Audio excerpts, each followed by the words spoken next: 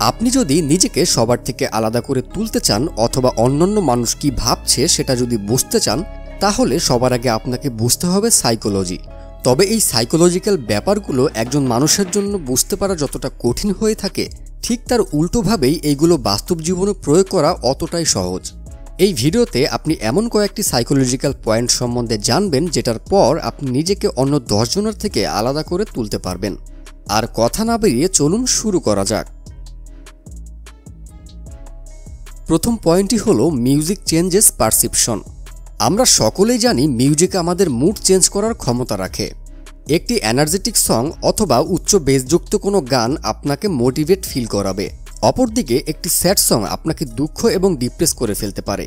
আপনি কোন ধরনের গান শুনতে পছন্দ করেন এটি আসলেই ইফেক্ট করে যে আপনি পৃথিবীকে কোন দৃষ্টিতে দেখছেন।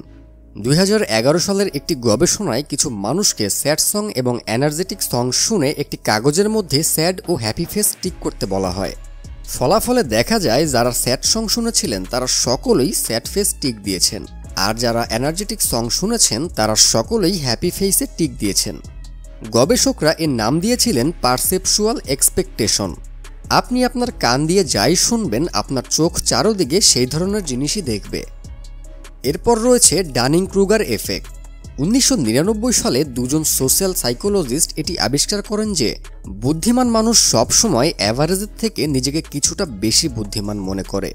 এই ধরনের মানুষেরা নিজেকে কখনোই অন্যদের থেকে স্মার্ট মনে করে না।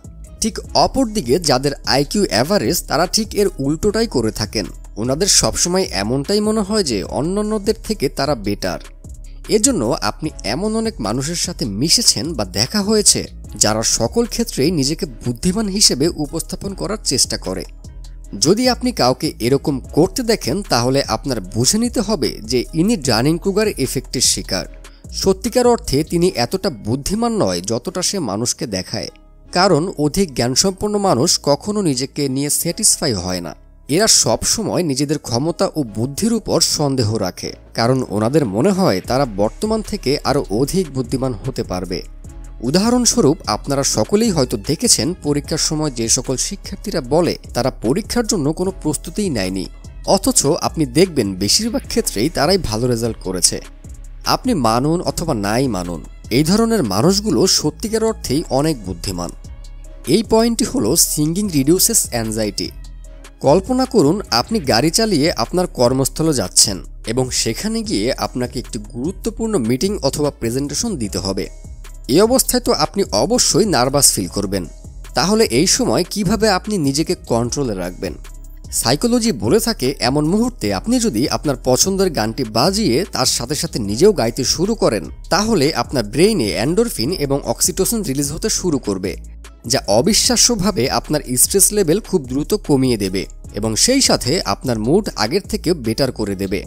এছাড়াও আরেকটি বিষয় হলো আপনার হার্টবিট রেট কমিয়ে দেবে। এর ফলে আপনি নিজেকে রিল্যাক্স ফিল করতে শুরু করবেন।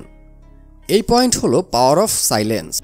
যদি আপনি কথোপকথন চালিয়ে যেতে চান কিন্তু আপনি বুঝতে পারছেন না আপনি কোন ধরনের কথা বলবেন, ঠিক এমন অবস্থার জন্যই একটি সাধারণ নিয়ম রয়েছে। তা হলো আপনার সামনে থাকা ব্যক্তিকে যে কোনো একটি প্রশ্ন করুন। এরপর যখন সে প্রশ্নটির উত্তর দেবে তখন তার চোখে চোখ রাখুন। তখন দেখবেন আপনার সামনে থাকা ব্যক্তিটি চুপ করে না থেকে কিছু না কিছু বলবেই। গবেষণায় দেখা গেছে যখন কোনো মানুষ আপনার সাথে ফ্রি হওয়ার চেষ্টা করে অথবা কোনো কিছু নিজের মধ্যে লুকিয়ে রেখেছে যেটা আপনি বের করতে চান, ঠিক তখনই শুধুমাত্র একটি প্রশ্ন করুন এবং কিছুক্ষণের জন্য আপনি নিজে চুপ হয়ে যান। কারণ কোনো আলাপ আলোচনার সময় নীরবতা কারোরই ভালো লাগে না, আর এই নীরবতা দূর করার জন্য আপনার সামনে থাকা ব্যক্তিটি আপনাকে উল্টো প্রশ্ন করবে। এরপরেই আপনি আপনার আলাপ আলোচনা চালিয়ে যেতে পারবেন। সর্বশেষ পয়েন্টটি হচ্ছে প্লেয়িং ডাম।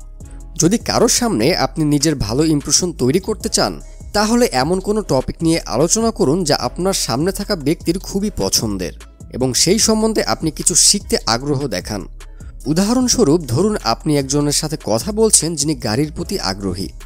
হতে পারে গাড়ি সম্বন্ধে আপনার খুব ভালো ধারণা রয়েছে, তবে আপনার সামনে থাকা ব্যক্তির কাছে নিজেকে এমনভাবে উপস্থাপন করুন যে গাড়ি সম্বন্ধে আপনার ধারণা খুব একটা বেশি নয়।